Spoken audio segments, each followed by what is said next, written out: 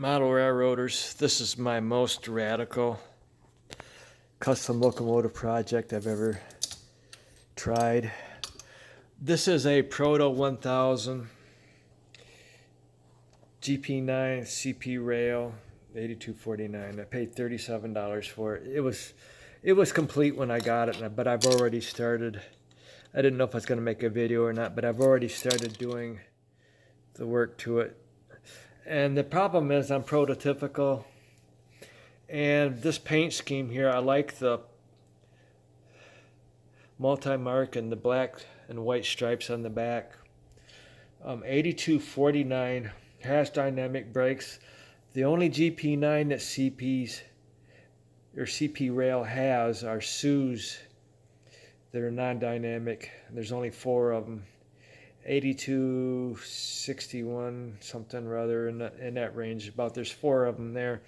8252 is a GP9 Phase 2. I don't know. I think this is a GP9 Phase 3. It was missing one of the fans. I only had one fan. So it was missing a fan, and I've already taken off all the grills over here, and I removed the horn off the cab, and there was no sun visor, so I'm going to fill this in with some putty. I'm taking this one off, filling that in with putty, and I have a couple Walthers GP9s. They're basically junk. I wouldn't run them on my layout. I just bought them for something to mess with a few years ago, and I've already took a regular plumber's hacksaw, and I went through and I cut off the top, and then I took a razor blade. You see I made a mistake there. Sometimes I do that, I get carried away cutting. I cut pretty close with a hacksaw, and then I take a razor blade and trim it, and then I take and I sand close to the finish edge where I want it to be. And what's going to happen is, see, I took the back. I didn't want to mess up the black and the white stripes, so I took and I cut across the back roof, top of the hood there, and I'll probably have to sand that down. But what's going to happen is, and the other thing is, Lifelike didn't quite have it together yet, but they were trying. These grills don't look exactly the same as the Proto does. This right here, even though this is a cheap Walthers, these grills are closer to what they're supposed to be. So I will be trimming this, getting this to fit in there, and we're going to glue it together. Use the putty and cracks, fill the gaps. And this mineralization hatch isn't as tall as it should be. I may consider, I don't know, it might be difficult to remove that. I may consider putting another one on top of that, or I might just leave it alone. And then CP doesn't have the lights on the cab.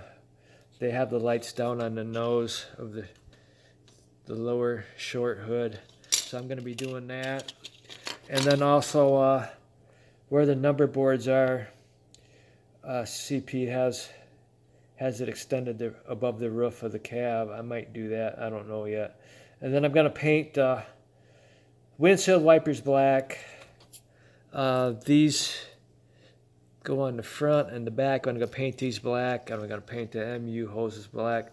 I've got $37 into this loco. I've already replaced the axles and the wheels. This works. It's a good chassis. This is the Walthers GP9 chassis. I wouldn't waste my time with that. That's junk. This is junk now.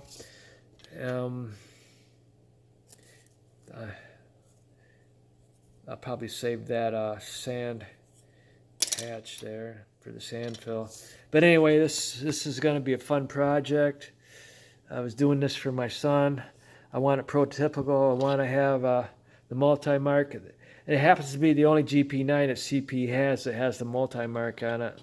Most of them don't have anything on the back. It's just CP rail or Canadian Pacific with a beaver on the cab. So again, this is going to be a fun project. Oh, and I'll show you some other stuff I'm doing.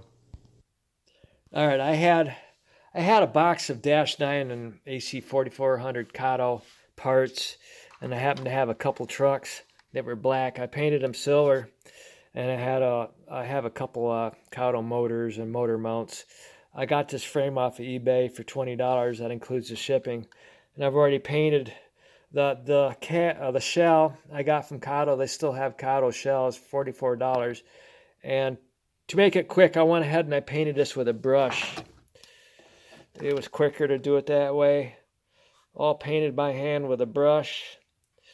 I'm ready to put the decals on. And any place where the paint isn't right, I can always paint it later after the decals are on.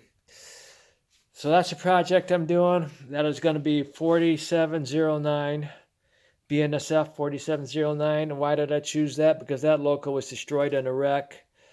I like to do locomotives that have been destroyed, so that somehow I feel like I'm saving that loco for eternity, or for as long as the model exists. Probably after I'm gone, that model will still exist. Here is a Proto 2000 SC9 locomotive I got off eBay. I bid on it for $40, brand new, never been used. If it was used, it was only used for a very short period of time. Yeah, those don't look like the original screws. But anyway, I'm going to turn this one to 6162. I'm going to chop down the nose. I've seen 6162 in Grand Rapids, Michigan 25 years ago. I have video of it, so that's kind of special to me, that loco. So this will be 6162.